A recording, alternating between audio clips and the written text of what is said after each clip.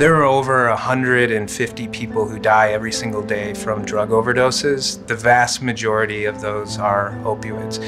That's the equivalency of a plane crash every single day in the United States. And when you think about the amount of resources that we would put into discovering, the cause of a plane crash every single day, it really puts in comparison what we make do with in treating addiction and behavioral health.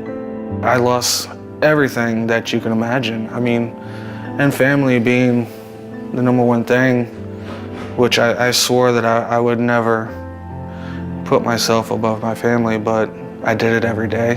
The impact of opioids is really far-reaching. It impacts many more people than just the person that comes into my office. Immediately it affects the family members, the people that care about the individual that I'm treating. I lost my kids, my wife. I lost their respect, their love. They never looked at me the same. And I was bringing them down with me. When people have an addiction, they're in desperation survival mode. And I obviously didn't care about myself. And I hit rock bottom. So an addiction completely takes over a person's life. The simplest definition of an addiction is a loss of control over use.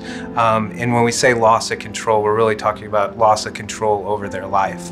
It affects every decision that they make. It affects every relationship that they have. It affects their job. It affects their self-esteem, the way they feel about themselves. And at the end of the day, you're left with a person that's really broken emotionally, spiritually. They're broken, their relationships, they're completely isolated, and they feel physically sick. It started when I was about 18. I noticed I had a back problem going on. I played a lot of football, it messed with my back a lot.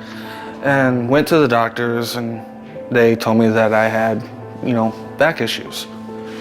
And they prescribed me pain medicine to help subside the pain. I started needing it more often. I would run out before my month's supply was up. And the doctor wouldn't prescribe me anymore. So I had to look elsewhere.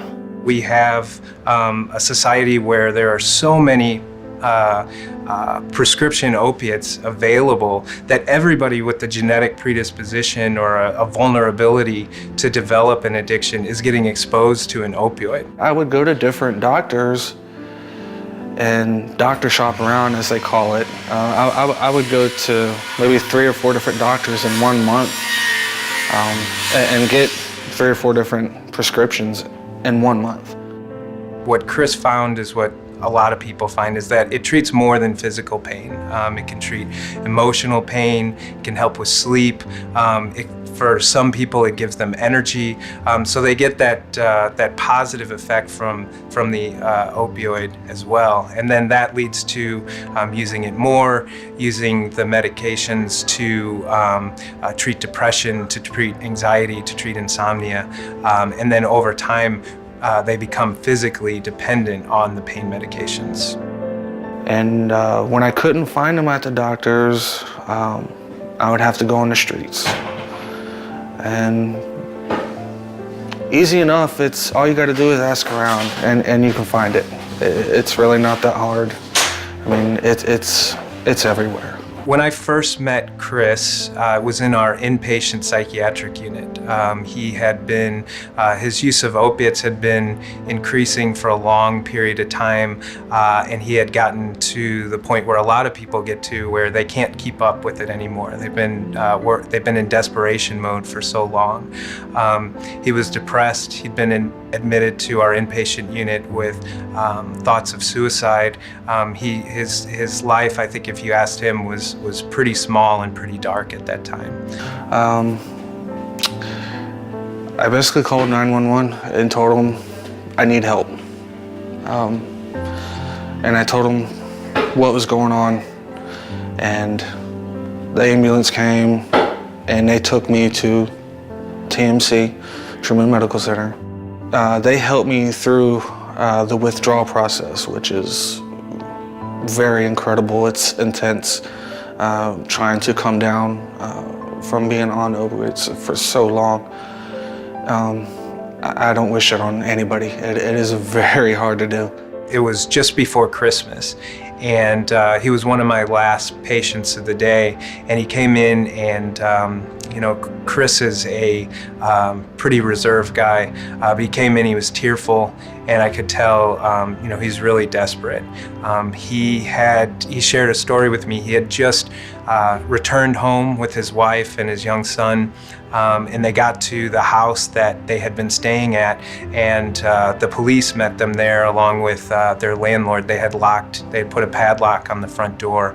All of their possessions were taken. Their name wasn't on the lease of the place that they were staying, so they were informed that they couldn't go in, they couldn't get any of their things, he couldn't get his medication, they couldn't get clothes. The only thing they were left with just a few days before Christmas was what they had in their pockets and what they were wearing on their back. If I haven't made the 911 call and contacted Truman, I would definitely be dead. I picked up the phone and I called James Glenn. He works in behavioral health and has a lot of connections within the housing community. So he kind of drops everything he's doing and put me in contact with, and put our team in contact with Trevor. I knew that he was a landlord that helped out with housing some of our patients, and so that's how the things kind of got rolling. Wow. Well, Trevor, he did a lot, and it all happened within one day. I got his phone number through Truman Medical, gave him a call, told him my story, and he told me to meet him over at this address, which is where I stay now. He showed me the apartment, and I honestly didn't care what it looked like. It was a roof over my head. And he asked me if I had employment, if I had a source of income. I told him no. And he said, don't worry about it. Just show up Monday morning at 8 o'clock. Guy shows up, if we're there at 8, he shows up at 10 till 8. If we're off at 5, he's the last one off the job. And he has been an absolute joy. Not only joy for me, but for our team as well, because he's got great skills. He just needed a second chance. I haven't relapsed in about a year now. And it's initially all because of Dr. Burgess, because he is there in the beginning, he's there in the middle, and he's there after. And he just doesn't give up. We do the best we can with the resources that we have, and we do a good job. I just think about what we could deliver, and how many more people we could reach, and how much that would positively impact Kansas City if we had all of the resources that we need to treat people. Wow. Chris today is super excited that I'm here.